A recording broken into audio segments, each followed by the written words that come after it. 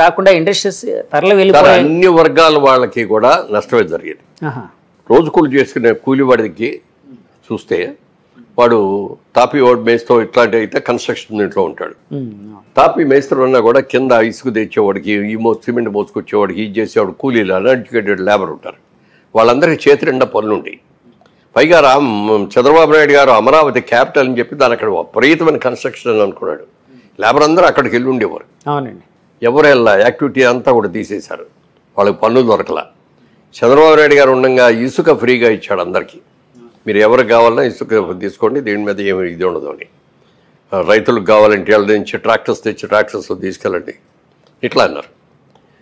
అవన్నీ ఎప్పుడైతే ఆపేశాడు మొత్తం ఇసుక, అసలు ఎన్ని రోజులు ట్రాక్టర్ ఇసుక 10,000 అంతంత రేటు పెట్టుకుంటే ఎవరు కొనగలరు, ఎవరు తీసుకెళ్ళరు, ఎవరు ఇల్లు కట్టగలరు? పల్లెటూరులో ఉండే ఒక మధ్యతరగతి కుటుంబీకుడు అంతంత రేటుతో ఇసుక కొనుక్కొని ఎవరు కట్టగలరండి? దాంతో తాపి వాళ్ళకి పనులు ఆగిపోయినాయి. కూలీలకి ఎవరికి పనులు లేవు. దాదాపు 3 నెలలు పస్తుపడుకున్నారు వాళ్ళందరూ కూడా. అలా చూసుకోండి. ఈ విద్యార్థులు చూసుకుంటే ఇన్స్టిట్యూషన్స్ ఏవి రాలా. చంద్రబాబు నాయుడు గారు ఉండగా ఒక ఇన్స్టిట్యూషన్ వచ్చింది, ఆ లైన్లో ఇంకో 4-5 మంచి ఇన్స్టిట్యూషన్స్ ఉన్నాయి. వీళ్ళు వచ్చిన తర్వాత మాకేంటి అని అడుగుతుంటే ఇన్స్టిట్యూషన్స్ ఎందుకు వస్తారు? వాళ్ళకి ఆ స్థలం కొనుక్కోలేక ఎక్కడ కావాలంటే అక్కడ కొనుక్కుంటారు, ఎక్కడ కావాలంటే అక్కడ పెట్టుకుంటారు. ఇవాళ ఇన్స్టిట్యూషన్ మంచిది అంటే ఎక్కడికన్నా వెళ్ళి చదువుకుంటాం.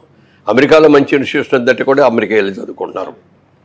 బేరు చేయగలిగినాడు అలా వెళ్తున్నారు, బేరు చేయగలిగినాడు ఉన్నట్లు మనకి దగ్గరలో ఏ మంచి ఉంటే అటు చూస్తారు. ఆ ఇన్స్టిట్యూషన్స్ తెచ్చుకోవాలి మనం. ఇక్కడ మీరు చంద్రబాబు నాయుడు గారు ముఖ్యమంత్రిగా ఉన్నప్పుడు ఇండియన్ స్కూల్ ఆఫ్ బిజినెస్ అని ఐఎస్బి కోసం ఎన్ని రాష్ట్రాల ట్రై చేశారో చెప్పడానికి లేదు.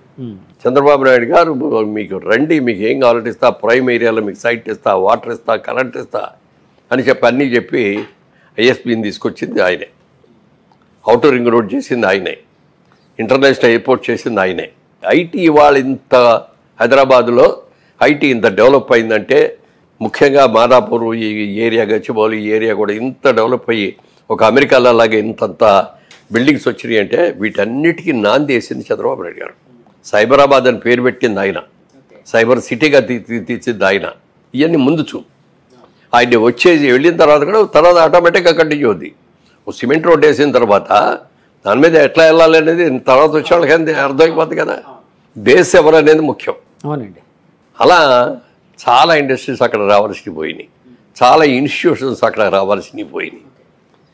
దాంతో ఏమైంది, విద్యార్థులకు కూడా అక్కడ ఏమీ సరిపడగా చదువుకోవడానికి లేదు.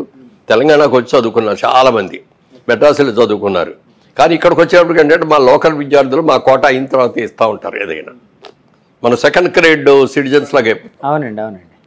మన స్టేట్లో మనం ఉన్నామంటే మనం ఫస్ట్ గ్రేడ్ సిటిజన్స్ అవుతాం. సెకండ్ గ్రేడ్ సిటిజన్స్ అయ్యేటప్పటికీ వాళ్ళకి ఇంపార్టెన్స్ లేకుండా పోయింది. చదువుల్లో రాలేకపోయారు. మనకు ఉన్న ఇంజనీరింగ్ కాలేజీ మూతపడిపోయినాయి, ఉద్యోగాలు లేవు. ఎక్కడికో వెళ్ళి ఉద్యోగాలకు వెళ్ళాల్సి వచ్చేది. వాళ్ళు స్టేట్ టు అదర్ కంట్రీస్ కూడా వెళ్ళిపోయి ఎన్ని కష్టాలు పడి వాళ్ళు పైకి వచ్చారు.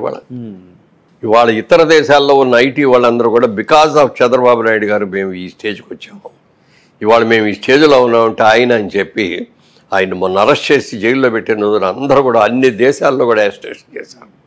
ఇక్కడ హైదరాబాద్లో ఇక్కడ ఉన్న ఐటీ ఉద్యోగులందరూ చేసి అందరికంటే ముందు చేసింది వాళ్ళే.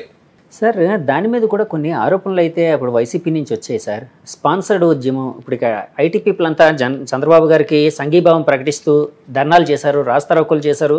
తర్వాత మొత్తం కొన్ని వేల మంది గుమ్మిగూడి ఇచ్చేశారు కదండి. సో దాన్ని స్పాన్సర్డ్ ఉద్యమం అని కూడా అన్నారండి వైసీపీ వాళ్ళు. అలాంటిది ఏమైనా ఉందా సార్? అంటే స్పాన్సర్ ఎవరైనా చేశారా సార్? ఎవరు చేస్తాడు స్పాన్సర్?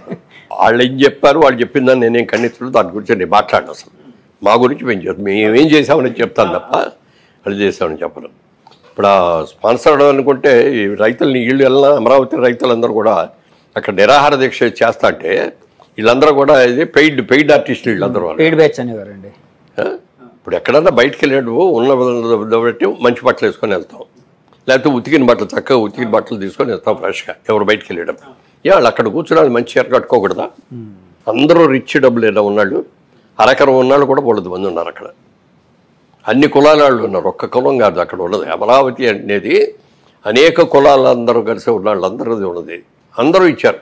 ఎకరం ఉన్నాళ్ళు ఇచ్చారు, 30 ఎకరాలు ఉన్నాళ్ళు ఇచ్చారు. అక్కడ అన్ని అలా ఇచ్చారు కాబట్టే 33,000 ఎకరాలు ఈయన అమరావతి సిటీ అద్భుతమైన సిటీ కడతారని చేశారు. వితౌట్ సింగిల్ ఎంపీ 3 పంటల పడ్డాయి ఇది. అలా అని చెప్పి మీరు నష్టపోకూడదు అని చెప్పి మీరు ఇచ్చే ప్రతి ఎకరానికి నేను 1200 గజాలు డెవలప్డ్, వెల్ డెవలప్డ్ అన్నీ కూడా ఇన్ఫ్రాస్ట్రక్చర్ అంతా కూడా డెవలప్ చేసి, రోడ్స్ బ్రహ్మాండంగా వేసి, ఎలక్ట్రిసిటీ, వాటర్, ప్రతి కావాల్సింది అన్నీ కూడా చేసేసి అలాంటి దాంట్లో మీకు 1200 గజాలు ఇస్తాను. ప్లస్ అది మీకు హ్యాండ్ ఓవర్ చేసే వరకు కూడా ప్రతి సంవత్సరం మీకు కవులు ఇచ్చినట్టుగా నెలకి ఇంత ఇస్తాను, లేకపోతే సంవత్సరానికి ఇంత ఇస్తాను. ఇవన్నీ పెట్టాడు, చేశారో వాళ్ళందరూ హ్యాపీగా వచ్చారు, అందుకే ఆయన ఇచ్చారు. ఇవాళ ప్రపంచంలో ఎక్కడ కూడా ఏ దేశంలో కూడా రూపాయి డబ్బులు ఇవ్వకుండా 33,000 ఎకరాలు రాజధాని కోసం ఇచ్చిన వాళ్ళు ఎవరు లేరు. అది ఒక్క చంద్రబాబు నాయుడు గారిని చూసి ఆయన క్రెడిబిలిటీ చూసి ఇచ్చారు. చంద్రబాబు నాయుడు గారిలో ఉన్న నిజాయితీ, ఆయన చెప్పిన స్కీము, వాళ్ళకి ఏమేమి బెనిఫిట్స్ వస్తున్నాయి ఇవన్నీ కూడా చెప్పాడు కాబట్టి ఇచ్చేశాడు. చిన్న పెద్ద అందరూ ఉన్నారు ఇందులో, హాఫ్ ఎకరం ఎకరం ఉన్నాళ్ళు కూడా ఉన్నారు, వాళ్ళు కూడా ఇచ్చేశారు. వీళ్ళందరినీ పెయిడ్ ఆర్టిస్టులు అన్నారు. ఎన్ని ఇబ్బందులు పెట్టాలో వాళ్ళు ఇబ్బందులు పెట్టేశారు. అక్కడున్న సెక్రటేరియట్కి వెళ్ళటం కోసం వెళ్తాంటే వీళ్ళందరూ అడ్డు ఉంటారని చెప్పి అటు ఇటు తెరలు కట్టేసేసి నల్లద్దాలు వేసుకుని దాన్ని పెట్టి వెళ్ళాడు. ఎక్కడికి వెళ్ళినా హెలికాప్టర్లో వెళ్ళాడు. వెళ్ళాలి కానీ ప్రజల కష్టాల్లో ఉన్నప్పుడు ప్రజల దగ్గరికి వెళ్ళాలి. వరదలు వచ్చినప్పుడు దగ్గరికి వెళ్ళి అక్కడికి వెళ్ళి చూడాలి, వాళ్ళందరితో మాట్లాడాలి. అలాగే రైతులు ఎన్ని ఇబ్బందులు పడ్డారు చెప్పడానికి మీరు చెప్తే అన్ని రకాల వాళ్ళు కూడా ఎన్నో ఇబ్బందులు పడ్డారు. కాబట్టే ప్రతి వాళ్ళలో కూడా మనం తప్పు చేశాము, క్రితంసారి తప్పు చేసి చంద్రబాబు నాయుడు లాంటి మంచి నాయకుడిని ఓడించాము, ఈ తప్పు మనం సరిదిద్దుకోవాలని ఎవరికి వాళ్ళ మనసులో అనుకొని చేశారండి ఓటింగ్. ఎవరు వెళ్ళి పబ్లిసిటీ చేసింది కాదు, లేకపోతే ఓటుకి ఎంత ఎక్కువ డబ్బులు ఇచ్చేది కాదు, ఏమీ కాదు. సార్ మీరు ఇందాక ఒక మాట అన్నారు, యాక్చువల్గా ఈసారి చంద్రబాబు నాయుడు గారి ప్రభుత్వం వస్తుందని, టీడీపీ పక్కగా వస్తుందని మేము ఎప్పుడో భావించామండి అని అన్నారు. సో అంటే దానికి సంబంధించి ఏమైనా సర్వేలు ఏమైనా చేశారా సార్, లేకపోతే ప్రజల పల్స్ ఎలా పట్టుకోగలిగారు మీరు? అంటే ఎన్నికలకు ముందే పక్కగా ఏమి చేయలేదు కాదండి.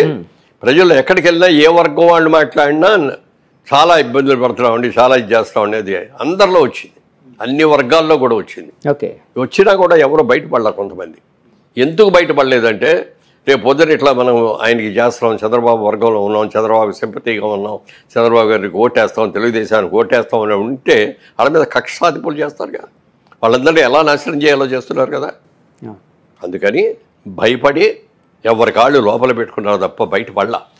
సర్వేలకు ఎవరు వెళ్ళినా కూడా వాళ్ళు తెలుగుదేశానికి ఓటు వేసినా కూడా మీరు ఎవరికి వేసారండి ఓటు అంటే మేము వైసీపీకి వేసామండి. ఎందుకంటే సేఫ్టీ కోసం. ఎందుకని భయం అనేది క్రియేట్ అయ్యిందండి అలాగా ప్రజలు